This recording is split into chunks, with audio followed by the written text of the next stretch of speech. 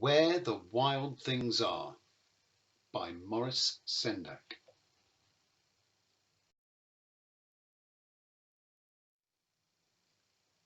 The night Max wore his wolf suit and made mischief of one kind and another.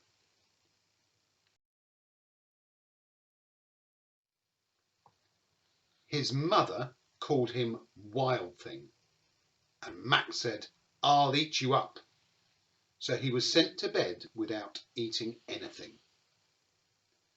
But that very night, in Max's room, a forest grew and grew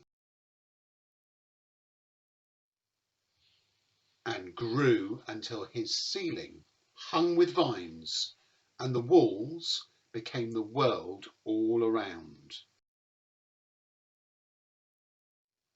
And an ocean tumbled by with a private boat for Max, and he sailed off through night and day, and in and out of weeks, and almost over a year, to where the wild things are.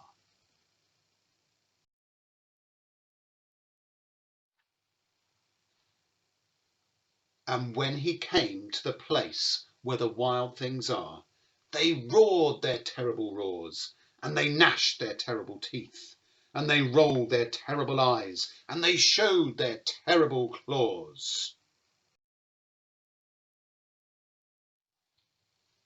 Until Max said, "Be still," and tamed them with the magic trick of staring into all their yellow eyes without blinking once.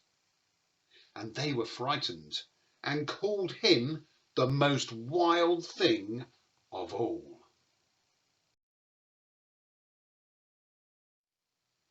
And so they made him king of all the wild things.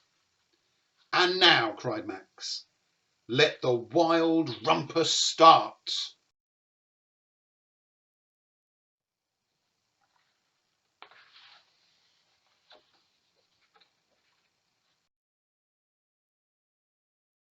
"Now stop," said Max, and he sent the wild things off to bed without their supper. And Max, the king of all wild things, was lonely and wanted to be where someone loved him best of all. Then, all around, from far away across the world, he smelled good things to eat. And so he gave up being king of where the wild things are. But the wild things cried, "Oh, please don't go. We'll eat you up. We love you so." And Max said, "No." The wild things roared their terrible roars, and gnashed their terrible teeth, and rolled their terrible eyes, and showed their terrible claws. But Max stepped into his private boat and waved goodbye. And he sailed back over a year, and in and out of weeks, and through a day, and into the night of his very own room, where he found his supper waiting for him. And it was still hot.